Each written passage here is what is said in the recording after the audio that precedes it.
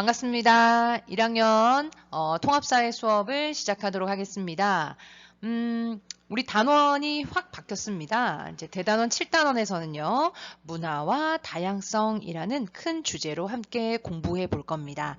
문화, 앞에서 배웠던 정의, 법, 인권, 이런 내용보다는 조금 더 말랑말랑하다고 느낄 거예요. 그래서 좀 편안하고 그리고 또 호기심을 더 많이 가지면서 선생님하고 함께 공부해 보도록 합시다. 선생님도 다양한 사진 자료들을 통해서 여러분의 이해를 돕는 데 최선을 다하도록 하겠습니다. 이 큰 대단원 7단원에서는요. 다양한 문화권의 특징들 이런 것들을 살펴볼 거고요. 그리고 문화의 다양성을 어떻게 계속 유지할 수 있을까라는 큰 주제에 대해서 함께 논의해 볼 예정입니다. 이 단원에서는요. 우리 문화권의 의미, 문화의 뜻에 대해서 간단히 알아보고요. 그리고 자연환경, 산업, 종교에 따라서 전 세계는 다양한 문화권이 존재합니다. 그래서 어떻게 구분되는지에 대해서도 알아볼 거고요. 그리고 이번의 기준이 아닌 그냥 전체적인 종합적인 기준으로 10개 문화권으로 구분했기도 합니다. 그래서 이제 그런 내용들을 함께 살펴볼 거예요. 오늘은 바로 자연환경과 관련된 문화권, 어떤 지형과 어떤 환경에서 생활하냐에 따라서 그들의 삶이 달라지고 문화가 형성된다라고 하는 것을 볼 거고요. 나머지 조금 복잡하고 외워야 될 내용은 다음 시간에 진행하도록 하겠습니다. 오늘 꼭 알아야 될 포인트입니다. 바로 오늘은요. 자연 환경에 따라서 삶에 어떤 영향을 주는 이런 어떤 문화가 다르게 형성된다는 것을 알 거고요. 그리고 여러분들은 각각의 문화권의 특징에 대해서 알아보게 될 겁니다. 오늘은 이 세 단원 처음 들어가는 거기 때문에 우리 문화에 대해서 얘기도 좀 해보고 그리고 사진 자료와 특징들을 연결시키면서 전체적인 틀을 파악하는 데 주안점을 두고 진행할 계획입니다. 자, 그러면 수업을 본격적으로 해볼까요? 오늘은 문화에 대한 이야기입니다. 문화니까 우리가 이것저것 좀 생각해 볼 주제들이 많이 있는데요. 여러분 지금 저번 주에 한창 PPT로 발표했었죠. 그 중에서 한 3분의 1 학생들은 문화, 한국의 뭐 한류, K-팝 문화, 뭐 음식 문화, K-푸드 막 이런 것들을 많이 조사했어요. 그래서 선생님도 뭐 우리 함께 공유하고 있는 거지만 본 수업 들어가기 전에 문화에 대해서 간단히 한번 볼까 해서 만들었습니다. 여러분들이 은근 기다리고 있는 코너 속의 코너 한번 만들어 봤습니다.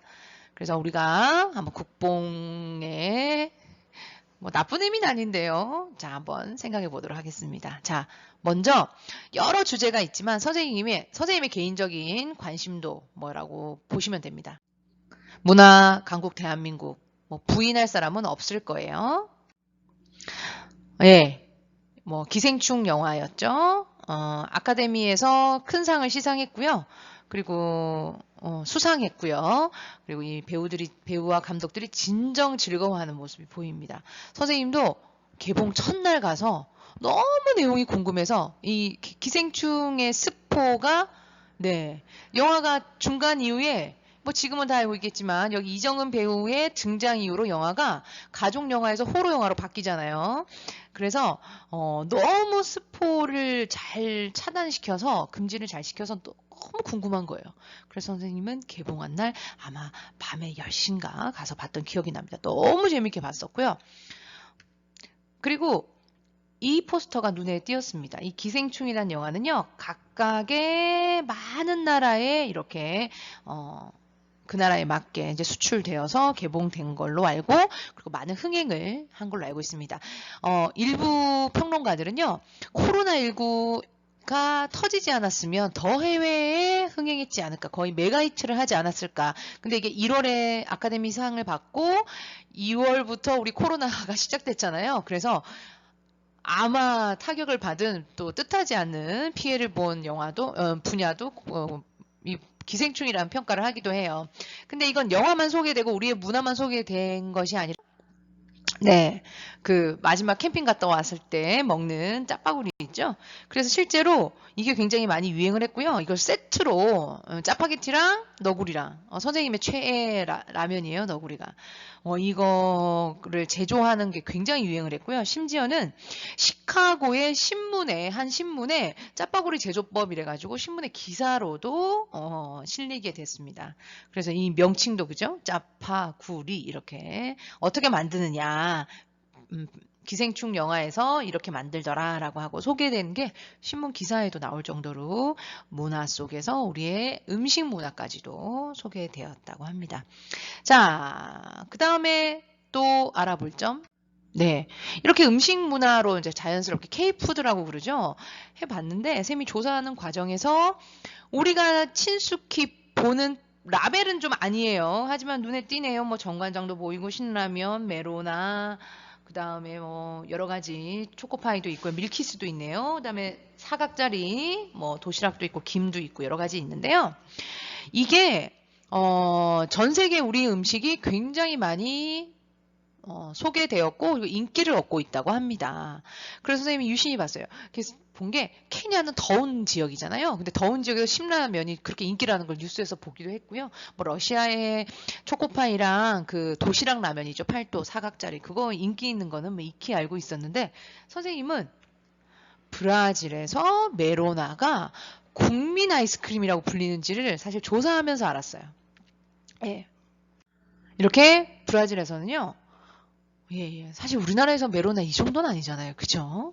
근데 거의 국민 아이스크림 정도로 하고 있고요. 그리고 실제로 방송에서 이 썰전이라는 예전 프로그램에서 예, 이 카를로스라는 사람이 메로나 팔고 있다고. 그래서 이때가 아마 선생님 기억으로는 한 5, 6년 전일 거예요. 그때 한 2,500원.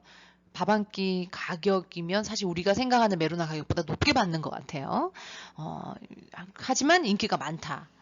네, 그런데 그 메로나인데 선생님 너무 웃겨서 이 사진을 만들어 봤습니다. 그래서 이게 뭐 우리나라도 이런 다양한 딸기맛, 망고, 바나나가 파는지는 모르겠어요. 그런데 이렇게 다양한 버전으로 브라질 사람들이 너무 즐기고 있다는 거. 그 메로나 힘입어서 다른 아이스크림도 한국이 많이 진출을 했다고 합니다.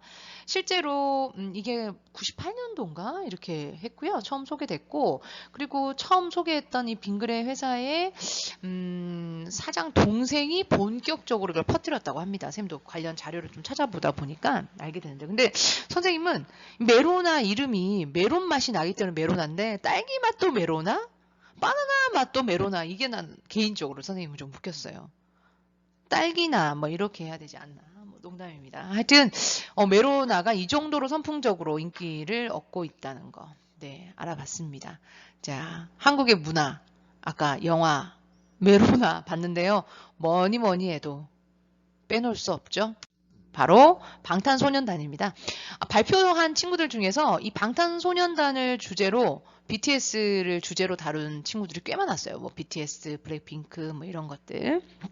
그런데 최근 들어서 BTS가 인기인 이유가 아마 예, 이 장면과 관련된 노래죠. 빌보드 차트 핫백에 다이너마이트가 2주 연속 1위, 그리고 2주 연속 2위를 현재 하고 있습니다. 그러니까 거의 한 달 동안 1, 2위를 계속 머무르고 있었다는 거죠.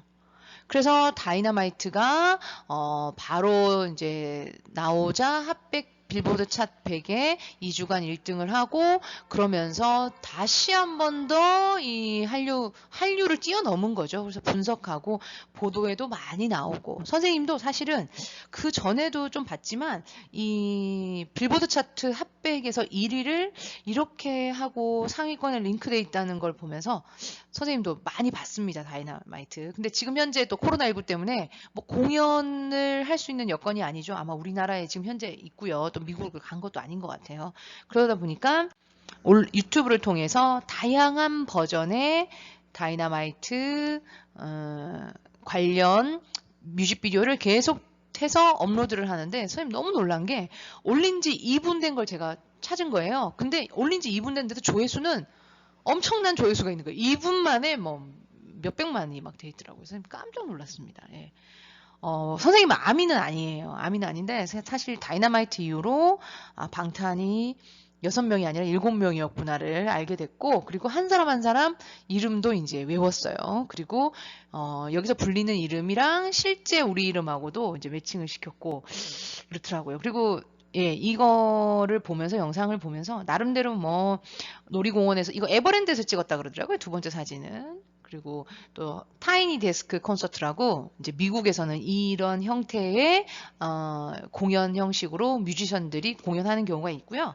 그런데 여기서 굉장히 인상 깊었습니다. 선생님은 세련됐고, 그리고 그냥 자신감들이, 선생님이 개인적으로 아미는 아니지만 이 방탄 멤버들이 자신감, 그리고 스스로 뭔가 자기가 좋아하는 일을 통해서 자신들의 목표를 이루어 가고 있고, 그것이 우리나라뿐만이 아니라 해외에 선한 영향력을 끼친 거에 대한 굉장한 자부심이 표정 하나하나에 묻어있는 걸 보게 됐습니다.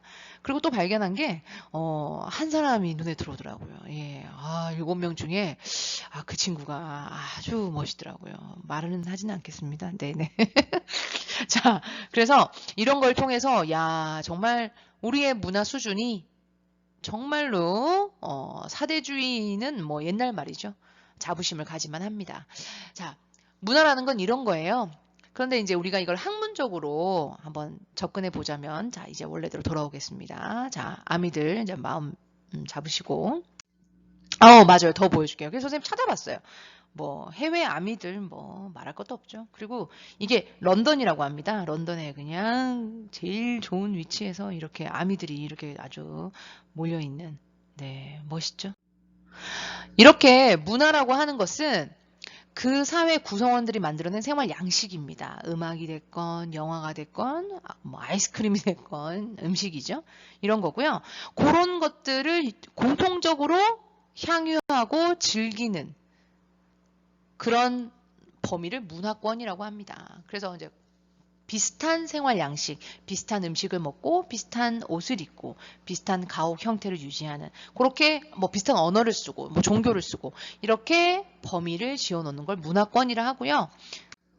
이런 문화권은요, 자연 환경, 어떤 환경이냐에 따라서도 결정되기도 하고요. 그리고 뭐 산업 형태, 농사를 짓느냐 아니면 뭐 상업을 위주로 하느냐 어업이냐에 따라서도 달라지기도 하고, 사실은 마지막이 크죠. 어떤 종교냐에 따라서 또 문화권이 달라지기도 합니다. 그래서 우리는 여기에 나와 있는 그런 어떤 문화권의 특징을 바탕으로 해서 이 문화권은 어떤 특징이 있는지를 하나씩 알아봐야 됩니다. 자, 오늘은 자연환경의 영향을 받아서 생긴 문화권에 대해서 선생님하고 알아보도록 할게요.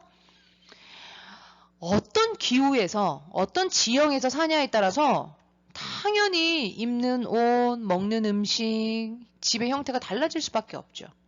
당연하죠. 이거는 우리가 앞에 1학기 때 그 대단원 2단원에서 기억나실 겁니다.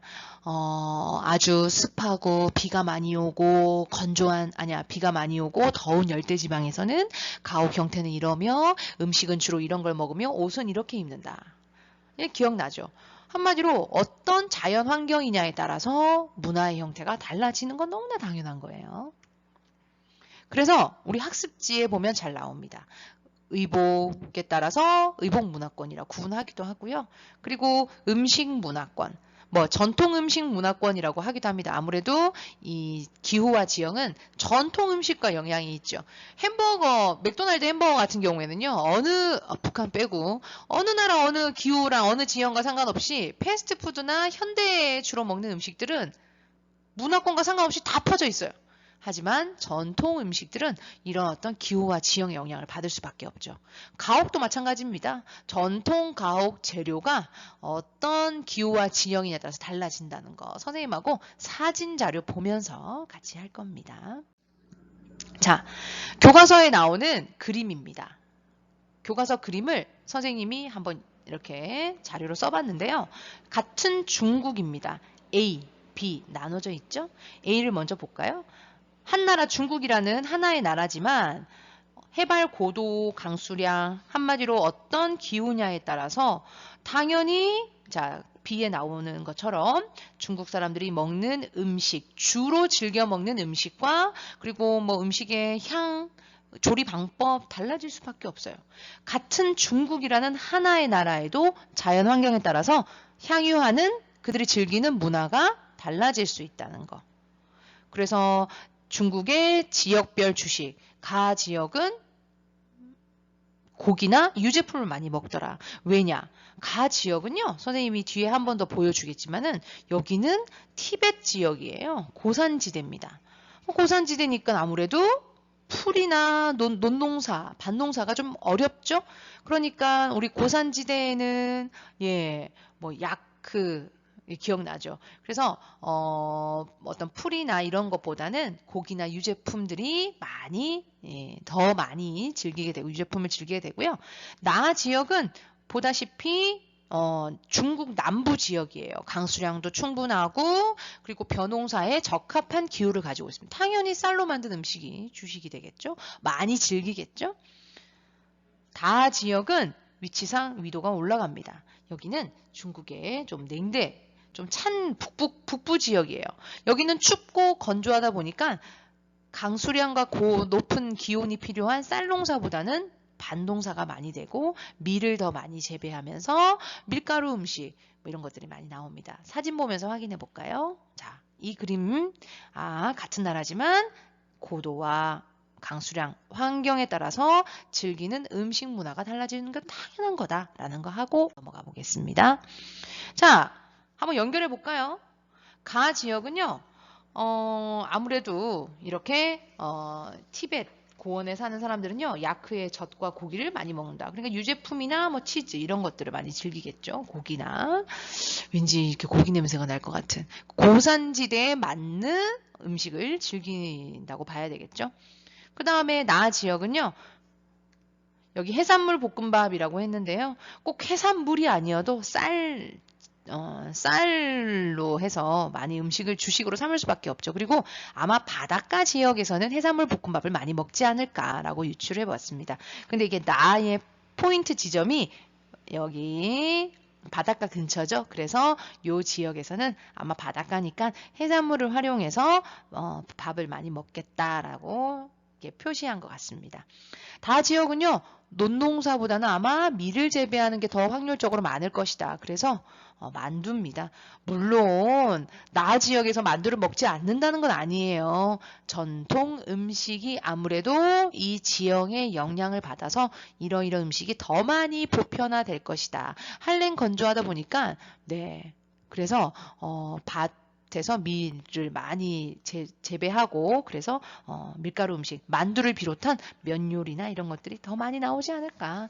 물론 나 지역에도 면 요리가 많이 있겠죠. 그래서 환경의 영향을 받아서 문화권이 형성된다는 점 살펴봤습니다. 그런데요. 또 다른 어떤 관점입니다. 교과서에 나오는 관련 내용인데요.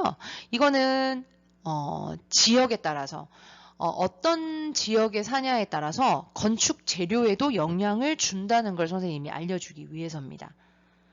그러면 선생님하고 같이 한번 천천히 보도록 할까요? 가 지역. 대충 보니까 아프리카 지역이네요. 그죠? 그러니까 여기는 딱 떠오르는 거. 강수량은 많다 적다. 적을 것 같아요. 온도는 높고 그리고 햇볕은 강할 것 같습니다. 그러면 여기서 건축 재료 집을 지을 때는 어떻게 짓는가? 우리 2단원 대단원 2에서 배운 내용을 참고로 하면 될 겁니다. 나 지역은요. 산지가 있는 고산 지역입니다. 나무가 많이 안 자라니까 주로 어떤 걸 위주로 짓느냐 알 수 있겠죠. 자, 위로 올라가 볼게요. 제일 냉대보다 더한 한대 기후입니다. 툰드라 지역이라고도 하죠. 늘 얼음이 얼어 있어요. 당연히 그 지형에서 또는 그 환경에서 활용할 수 있는 걸로 집을 지을 수 있겠죠. 라는 자 캐나다 쪽으로 넘어갑니다. 냉대 기후입니다. 타이가 기억나죠? 냉대 기후 지역에는 많은 숲풀이 많이 퍼져 있죠. 그러다 보니까 거기서 쉽게 구할 수 있는 것들, 통나무나 이런 것들로 전통 가옥을 지을 수 있겠죠. 자, 오해하면 안 됩니다. 이거는요, 전통 가옥 재료, 물론 어느 지역이든 현대 지금 말하는 어떤 뭐 시멘트 발라서 오늘 어떤 현대 가옥 구조를 다 가지고 있어요. 뭐 우리가 툰드라 지역이라고 모두 다 뭐 이글루에서 자는 거 아니잖아요. 하지만 이런 지역에서 전통 가옥은 이러이러했을 것이다. 전통 음식은 이런 게 많이 확산됐을 것이다. 요 정도 선에서 이해하시면 됩니다. 자, 그림하고 한번 확인해 볼게요. 익숙한 사진일 수도 있어요. 여러분 우리 1학기 때 함께 공부한 내용이라서. 자, 가볼게 하나씩. 네, 연결되죠. 아, 이 지역에는 아무래도 건조 사막 기후고 그리고 흙이 두꺼운 흙으로 예, 열을 차단하는 형태의 집 구조일 것이다. 예, 우리가 예전에 봤던 거 한 번 더 점검해 봤습니다. 나 지역도 마찬가지네요. 어우, 높은 산지에 있네요. 교과서에 나오는 사진을 활용한 겁니다. 나무가 없어요. 산 높은 지역에는. 그래서 돌을 이용한 가옥 구조가 가옥을 만들었을 거고요. 그리고 툰드라 지역은요. 꽁꽁 얼어 있어요. 그래서 뭐 술록이나 이런 어떤 동물의 가죽을 이용한 가옥 형태를 많이 활용했을 거고요. 그 다음에 예. 아마 냉대 기후는요. 산림이 아주 많이 분포되어 있습니다. 그래서 그런 어떤 재료를 이용해서 이런 집들을 많이 지었을 것이다. 그래서 기후와 환경 이런 거에 따라서 그들이 어떤 생활 문화도 달라진다. 여기까지입니다. 오늘 수업은요. 여기까지 할 거예요. 자, 그러면 선생님이 우리 다음부터는 바로 이제 어떤 산업 형태를 가지냐에 따라서 어떻게 문화권이 나눠지고 이런 것들을 차근차근 공부할 건데요. 아마 다음 시간에 전달되는 게 엄청 많을 겁니다. 다음 시간에 주목해 주시고요. 자, 출석 체크 미션 나갑니다. 출석 체크는요. 선생님이 여러 가지를 고민을 했는데요. 오늘은 막 많이 글을 쓰는 게 아니고요. 지금 현재 여러분 PPT 조사도 하고 그리고 뭐 선생님 수업을 들으면서 맞아 저런 게 3개에 먹혔어 라고 하는데요. 아직까지 3개의 소개가 됐을 수도 있지만 왜냐면 우리가 모를 수도 있으니까 아직까지 이 정도의 히트는 못 냈지만 진짜 이거 알려지면 대박 난다. 이거 세계 사람들 완전 좋아한다. 라고 생각하는 아직 터지지 않는 잠재적 K문화를 생각해서 하나 써보도록 합니다. 네. K방역도 어떻게 보면은 또 코로나19 시대를 들어오면서 새롭게 떠오르는 거죠. 그죠? 그래서 타임지의 정은경 본부장이 아니죠. 예. 청장님께서 타임지에 영향을 준 백인에 선정됐듯이 꼭 그렇게 거창한 게 아니어도 좋습니다. 이거 정말 내가 생각할 때 이거 진짜 한국의 이 문화가 세계에 알려지면 이거 진짜 대박 날 것 같다. 그리고 정말 니네들 여기 완전 반한다라고 생각하는 것들을 해서 댓글에 남겨주도록 하세요. 오늘은 녹음으로 음성으로 미션을 전달했기 때문에 쭉 드래그해서 확인하기 어려울 겁니다. 반드시 수업을 들어야지만 확인할 수 있는 거예요. 자, 그래서 여러분들 댓글 남겨주시고 우리 본격적인 더 다음 들어간 문화권에 대한 내용은 다음 시간에 하도록 하겠습니다. 자, 오늘 수업은 여기까지 수고 많으셨습니다.